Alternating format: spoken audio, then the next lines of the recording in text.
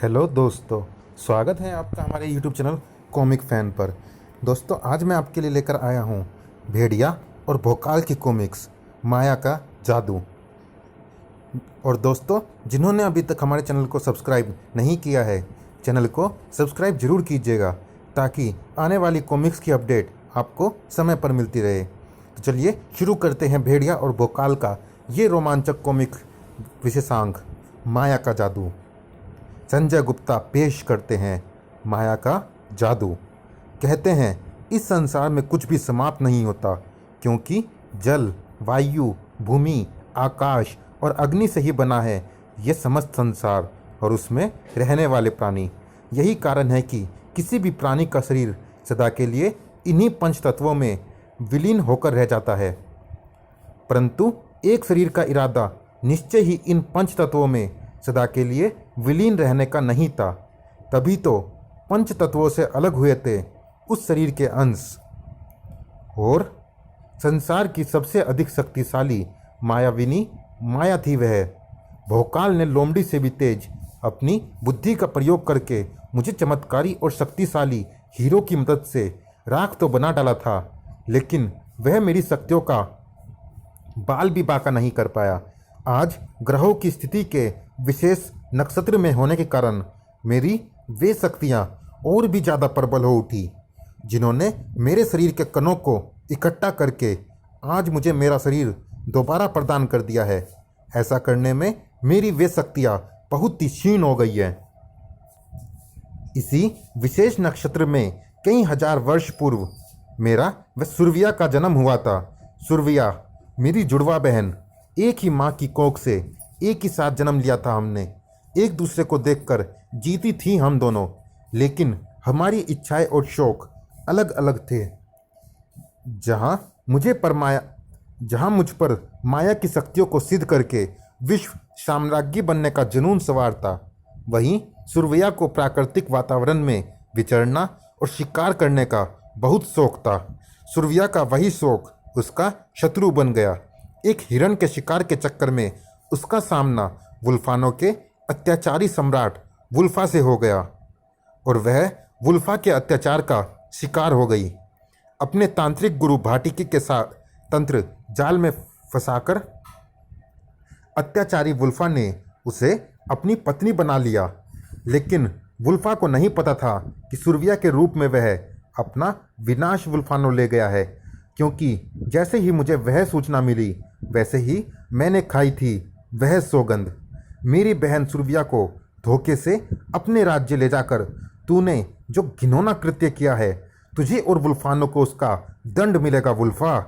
मैं सौगंध खाती हूँ, जब तक मैं वुल्फानो और तेरी समस्त भेड़िया मानव प्रजाति को समाप्त नहीं कर लूँगी, चैन से नहीं बैठूँगी। अपनी सौगंध पूरी करने के लिए मैंने तुरंत ही अपना माया जाल फैलाना आरंभ कर दिया, जिसमें शीघ्र ही कोंकणी का सम्राट कोकन फंस गया और उसने अपनी विशाल सेना के साथ वुल्फानो पर हमला बोल दिया।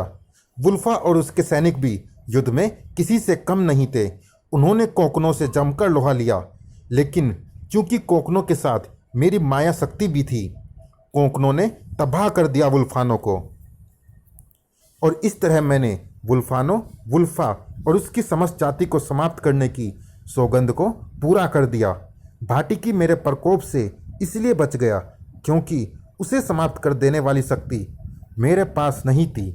परंतु क्या मैंने भाटिकी को उस समय जीवित छोड़कर भूल नहीं की?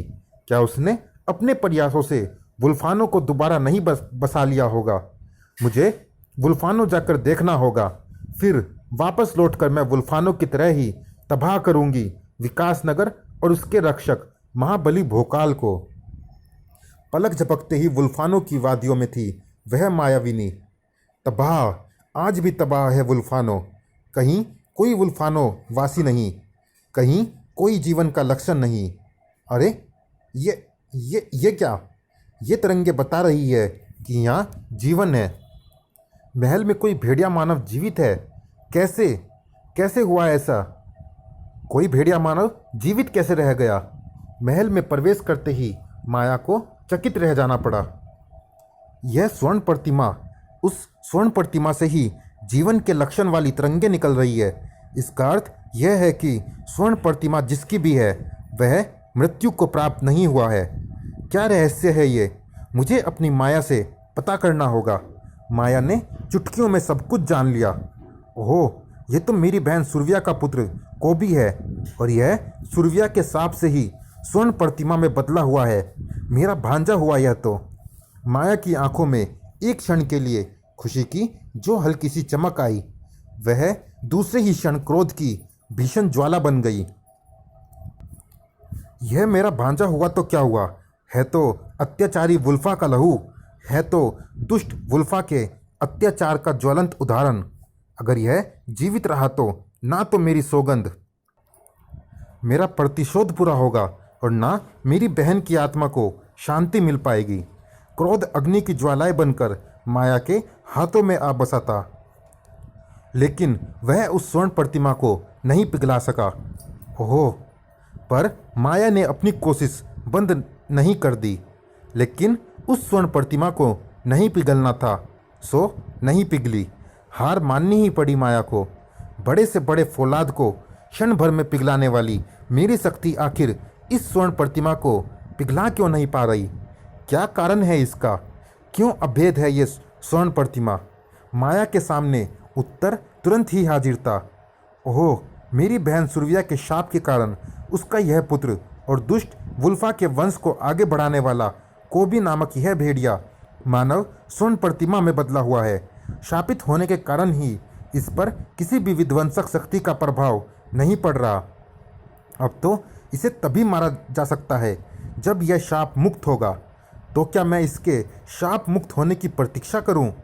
नहीं नहीं, मैं प्रतीक्षा नहीं कर सकती। मैं इसे समाप्त करने के लिए एक पल की भी प्रतीक्षा नहीं कर सकती।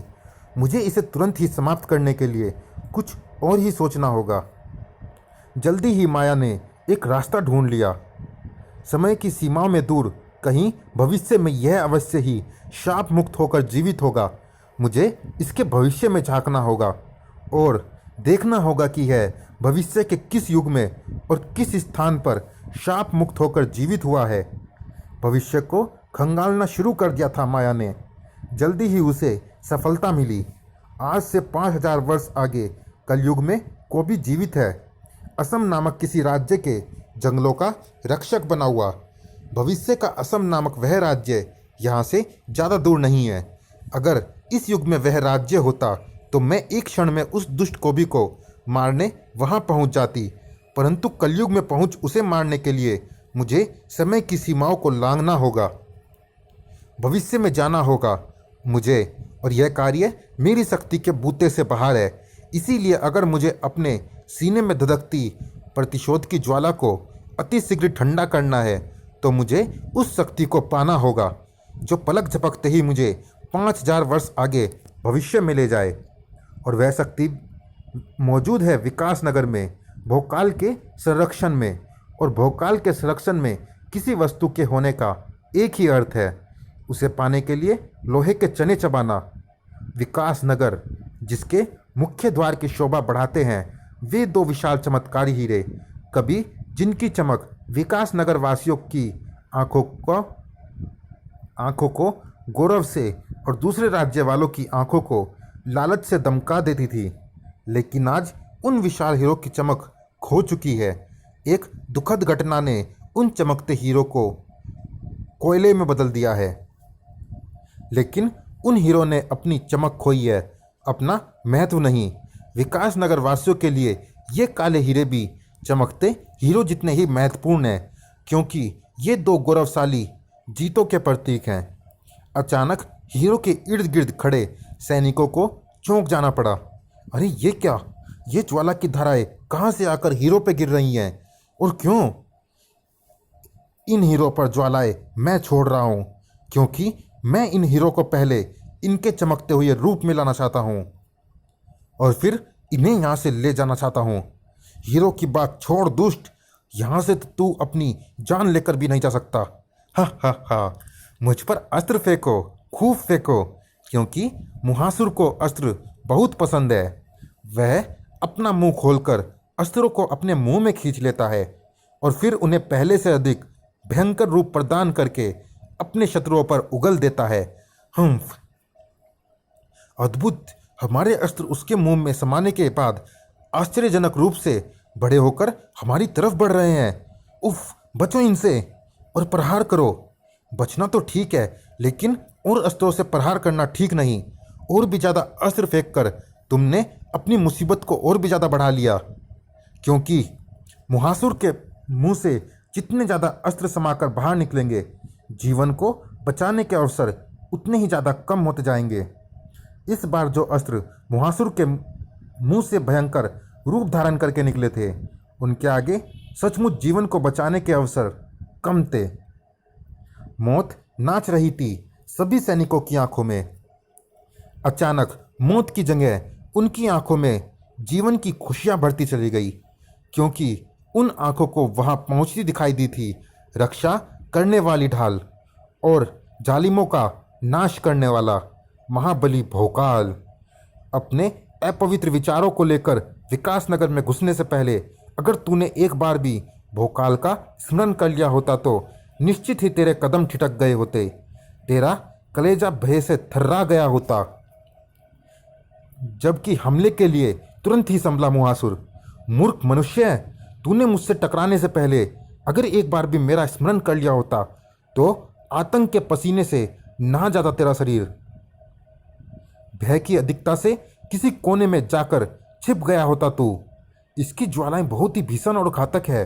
ज्वाला फेंकने वाले उसके हाथों को उसके शरीर से अलग करना होगा। तलवार ने इसके हाथों पर खरोंच भी नहीं डाली और यही हाल इसके बाकी शरीर का है, यानी इसे तलवार से काटने का प्रयत्न करना बेकार है। इसे प्रहारा की शक्ति से शीघ्र ही कैद करना होगा।